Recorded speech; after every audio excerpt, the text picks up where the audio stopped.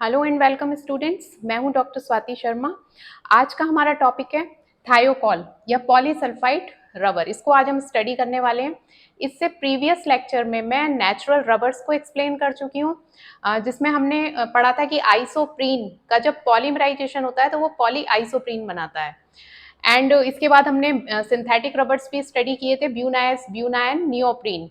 इन सब के लिंक मैं डिस्क्रिप्शन बॉक्स में दे दूंगी, आप एक बार उनको जरूर स्टडी कीजिए। आज का लेक्चर स्टार्ट करते हैं। ठीक है, थायोकॉल जो मैंने बताया था आपको प्रीवियस लेक्चर्स में कि जो रबर्स हैं, these are called elastomers. Elastomers कहे जाते हैं। ये दो तरह के होते हैं, natural rubber and synthetic rubber.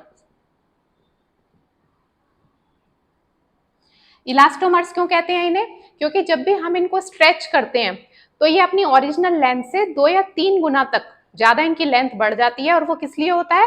क्योंकि इनकी स्ट्रक्चर में इस तरह के कॉइल होते हैं जो जब हम स्ट्रेच करते हैं तो ये खुल जाते हैं, जिसकी वजह से इनकी लेंथ बढ़ जाती है। और जैसे ही हम प्रेशर रिलीज करते हैं तो ये वापस अपनी लेंथ में आ जाते हैं। तो ये इलास्टोमर्स पढ़े थे हमने। तो ये natural rubber and synthetic rubbers हैं।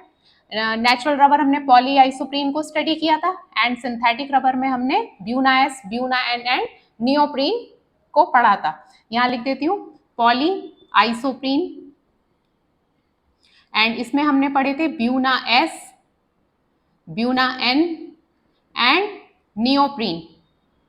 इन सब के लिंक डिस्क्रिप्शन बॉक्स में अवेलेबल है, एक बार आप डिटेल में जरूर स्टडी कीजिए, इनमें से क्वेश्चन आते ही हैं एग्जाम में। ठीक है, तो ये हमें आज का जो हमारा टॉपिक है ये भी एक तरह का सिंथेटिक रबर ही है, जो है थायोकॉल पॉलीसल्फाइड रबर। बट डिफरेंस ये है कि ये जो हमने किए थे Buna S, Buena and neoprene और ये पॉली आइसोप्रीन, ये सब एडिशन पॉलीमर थे। एडिशन पॉलीमर थे मींस इनमें मोनोमर्स आपस में कंबाइन हो रहे थे और बिना किसी बाय प्रोडक्ट को बनाए पॉलीमर बन रहा था। ठीक है, एडिशन पॉलीमराइजेशन वही होता है जहां पर मोनोमर्स आपस में कंबाइन होते हैं रिपीटेड मैनर में और प्रोडक्ट बना देते हैं, पॉलीमर बना देते हैं, और कोई भी बाय प्रोडक्ट नहीं बनता। लेकिन ये जो हमारा थायोकॉल है, ये जो बनता है ये कंडेंसेशन पॉलीमराइजेशन प्रोसेस के थ्रू बनता है। मींस इस ये जब बनता है तो इसमें कुछ ना कुछ बाय प्रोडक्ट रिमूव होता है। ठीक है, देखिए कैसे। सबसे पहले तो हम समझते हैं कि थायोकॉल किस टाइप का पॉलीमर है। ठीक है, तो ये है हमारा कंडेंसेशन पॉलीमर, क्योंकि ये कंडेंसेशन पॉलीमराइजेशन प्रोसेस के थ्रू बनता है। तो ये इसका टाइप है। दूसरा आता है कि इसमें मोनोमर क्या होते हैं जब ये बनता है तो मोनोमर इसके लिए होते हैं थायोकॉल के लिए, एक तो sodium sodium polysulphide, sodium polysulphide. ठीक है, एक मोनोमर तो ये है इसमें। दूसरा मोनोमर होता है इसमें CH2 whole twice Cl2, that is ethylene dichloride. ठीक है, तो सोडियम पॉलीसल्फाइड और इथाइलिन डाइक्लोराइड, जब कंडेंसेशन पॉलीमराइजेशन होता है इनका तो थायोकॉल या पॉलीसल्फाइड हमें रबर मिलता है। देखिए, हमने कहा कंडेंसेशन पॉलीमराइजेशन है तो ऑब्वियसली इसमें बाय प्रोडक्ट बनेगा और हम क्लियरली देख सकते हैं बाय प्रोडक्ट इसमें ये होगा, एक तो Na के मॉलिक्यूल और एक ये Cl के मॉलिक्यूल, ये निकलेंगे। मींस NaCl का मॉलिक्यूल इसमें से एलिमिनेट होगा। तो लिख देते हैं यहाँ पर -NaCl। तो it is condensation polymerisation, by product NaCl का बन रहा है और क्या बचा है यहाँ पर CH2 whole twice Sx, CH2 whole twice Sx and that is polysulfide rubber, that is Thiokol. पूछा जाता है ये एग्जाम में। ठीक है, आई होप इतना समझ आ गया होगा। मैंने स्टार्टिंग में थोड़ा सा बेसिक भी बता दिया है कि इलास्टोमर क्या होते हैं। ठीक है, स्ट्रेच करते हैं, उनके ओरिजिनल लेंथ से ज्यादा हो जाते हैं और प्रेशर हम रिलीज करते हैं तो वापस से अपनी लेंथ में आ जाते हैं। ठीक है, इलास्टोमर्स दो तरह के होते हैं, natural rubber and synthetic rubbers. Natural rubber में मैंने बताया आपको पॉली आइसोप्रीन, आइसोप्रीन के मॉलिक्यूल पॉलीमराइज होकर पॉली आइसोप्रीन या फिर नेचुरल रबर बना देते हैं। सिंथेटिक रबर्स में हम पढ़ चुके हैं ब्यूनाइस, ब्यूनाइन एंड नियोप्रीन। तो एक टाइप का सिंथेटिक रबर ही हम पढ़ रहे हैं, दैट इज थायोकॉल। ठीक है, सिर्फ मैंने बता दिया आपको डिफरेंस क्या है इन सिंथेटिक रबर्स में और इसमें। ये एडिशन पॉलीमराइजेशन प्रोसेस के थ्रू बनते हैं, और जो हमारा थायोकॉल है ये कैसे बना है, कंडेंसेशन पॉलीमराइजेशन प्रोसेस के थ्रू बना है। ठीक है, तो ये हमारा थायोकॉल की प्रिपरेशन हो गई। मोनोमर इसमें आपसे पूछा जाए क्या है, तो ये है sodium polysulphide and ethylene dichloride. ठीक, अब इसके बाद आता है इसकी प्रॉपर्टीज क्या क्या है थायोकॉल की। तो सबसे पहली प्रॉपर्टी तो है ये, it is highly resistant to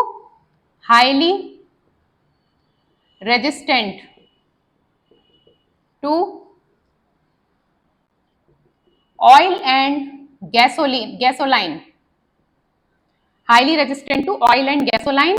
That's why it is rated highest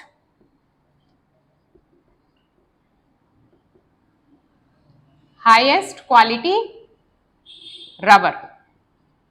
इसको नंबर 1 ग्रेड का रबर कहा जाता है because it is highly resistant to oil and gasoline. Number 2, it is highly resistant to solvents, highly resistant to solvents. Number 3, poor mechanical properties, poor mechanical properties. Number 4, इसका जो property इसमें जो है इसका वल्केनाइजेशन नहीं किया जा सकता। वल्केनाइजेशन भी मैं पढ़ा चुकी हूँ, ये भी आपको लिंक डिस्क्रिप्शन बॉक्स में मिल जाएगा या आप मेरी प्लेलिस्ट में देख सकते हैं। उसमें हमने इसका पॉली आइसोप्रीन नेचुरल रबर का वल्केनाइजेशन पढ़ा था, इंपॉर्टेंट टॉपिक है, उसको भी आप पढ़ लीजिएगा। ठीक है, तो ये जो हमारा थायोकॉल है इसका वल्केनाइजेशन नहीं किया जा सकता। और वल्केनाइजेशन प्रोसेस किस लिए की जाती है, रबर को हार्ड बनाने के लिए। तो जब इसका वल्केनाइजेशन हो ही नहीं सकता तो it can't form hard rubber, इससे हार्ड रबर नहीं बन सकती। लिख लेते हैं, it can not be vulcanised. और वल्केनाइजेशन क्यों नहीं हो सकता, इसमें नेचुरल रबर में डबल बॉन्ड था, तो डबल बॉन्ड की जगह ले ली थी सल्फर एटम्स ने, एस ने। ठीक है, वल्केनाइजेशन में यही तो होता है, हीट करते हैं सल्फर के साथ, तो डबल बॉन्ड था इसलिए वल्केनाइजेशन हो गया था। इसमें डबल बॉन्ड नहीं होता इसलिए इसका वल्केनाइजेशन भी नहीं हो पाता। It can not be vulcanised, so it can not form hard rubber. Clear दिख रहा है बोर्ड?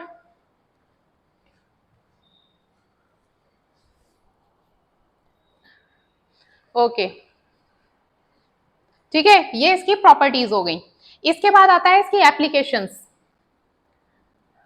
इतना नोट डाउन हो गया?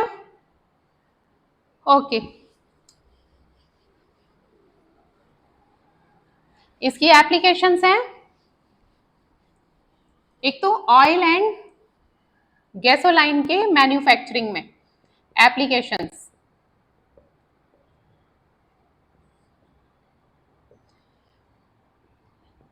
in the manufacture of oil and gasoline। ठीक है, number 2, it is used in liquid form, used in liquid form। कैसे, क्यों यूज किया जाता है लिक्विड फॉर्म में, सीलेंट्स बनाने के लिए। Liquid form for sealants, used in liquid form for sealants in aircraft and marine industries, aircraft and marine industries। तो लिक्विड फॉर्म में भी इसको यूज किया जाता है। ठीक है, number 3, it is an excellent fuel material for rockets. कैसे यूज किया जाता है रॉकेट्स में, इसको जब मिक्स किया जाता है इनऑर्गेनिक ऑक्सीडाइजर्स के साथ में, तो ये एक सॉलिड प्रोपेलेंट बना देता है जिसको रॉकेट्स में यूज करते हैं एज फ्यूल मटेरियल। ठीक है, लिख लेते हैं एक बार और क्लियर हो जाएगा। It is an excellent fuel material, rockets में करते हैं तो obviously it is an excellent fuel material for rockets. ठीक है, कैसे यूज करते हैं? When polysulfide rubber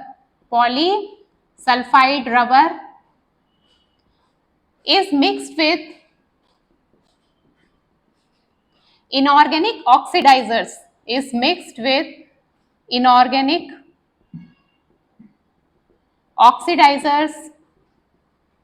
inorganic oxidizers का एग्जाम्पल है जैसे अमोनियम पर क्लोरेट।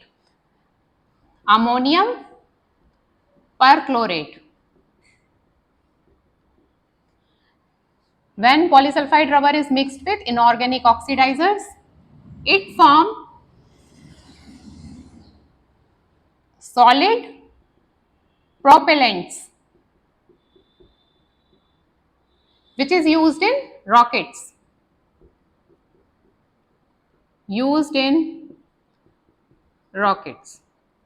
ठीक है, क्लियर हो गया ये point. First, manufacture of oil and gasoline. Second is liquid form में यूज होता है for sealants in aircraft and marine industries. And third is excellent fuel material है, किसके लिए? रॉकेट्स के लिए। कैसे? जब इसको इस पॉलीसल्फाइड रबर को मिक्स कर देते हैं इनऑर्गेनिक ऑक्सीडाइजर्स के साथ में, जैसे कि अमोनियम परक्लोरेट के साथ, तो एक सॉलिड प्रोपेलेंट बना देता है जिसको यूज किया जाता है एज अ फ्यूल मटेरियल। ठीक है, ये इसकी एप्लीकेशंस है। इसके बाद आता है इसका जो है एनवायरमेंटल इम्पैक्ट। ये भी एग्जाम में पूछा जाता है, एनवायरमेंटल इम्पैक्ट ऑफ थायोकॉल। क्या है एनवायरमेंटल इम्पैक्ट? जैसे कि मैंने पहले भी बताया है, जितने भी ये हमारे पॉलीमर्स हैं जो कि सिंथेटिकली बनाए जाते हैं, इनका एनवायरमेंट पर इम्पैक्ट हार्मफुल इम्पैक्ट्स हैं। ठीक है, एक तो ये हार्मफुल केमिकल्स रिलीज करते हैं, कुछ पॉलीमर्स कुछ हार्मफुल गैसेस भी रिलीज करते हैं, सॉइल में चले जाते हैं तो ये क्या करते हैं? उसकी फर्टिलिटी को अफेक्ट करते हैं। तो ये सब सिंथेटिक जो है पॉलीमर्स हैं उनके कुछ इम्पैक्ट्स हैं। तो ये जो हमारा पॉलीसल्फाइड रबर है या थायोकॉल है, इसका सबसे पहला तो है कि ये नॉन रिन्यूएबल है या नॉन बायोडिग्रेडेबल है, हम कह सकते हैं। ये सब नॉन बायोडिग्रेडेबल पॉलीमर्स हैं। ठीक है, ये खुद से इनका जो है ये ब्रेक डाउन नहीं होते, ऐसे समझ लीजिए आप। नॉन बायोडिग्रेडेबल मीन्स ये खुद से ब्रेक डाउन नहीं होते, जैसे पॉलीइथाइलिन है। ठीक है, इसको कहा जा रहा है, इसको बैन किया जा रहा है, ये हार्मफुल है एनवायरनमेंट के लिए क्योंकि ये खुद से ब्रेक डाउन नहीं होते, एनवायरनमेंट को हार्म पहुंचाते ही रहते हैं। तो इसी तरह से ये भी जो हमारा थायोकॉल रबर है, it is non renewable, non biodegradable polymer. ठीक है, इसी पॉइंट से समझ आ गया होगा। नॉन बायोडिग्रेडेबल है, ऑब्वियसली हार्मफुल है। Number 2, it releases harmful gases. It releases harmful gases to environment। ठीक है, number 3, it causes deforestation, climate change and pollution। तो ये इसके कुछ एनवायरमेंटल इम्पैक्ट्स हैं। आई होप आज का टॉपिक क्लियर हुआ होगा। अगर आपको मेरा लेक्चर अच्छा लगा हो तो इसे लाइक और शेयर जरूर कीजिए, और मेरे चैनल पर नए आए हैं तो इसे सब्सक्राइब जरूर कीजिए। Thank you.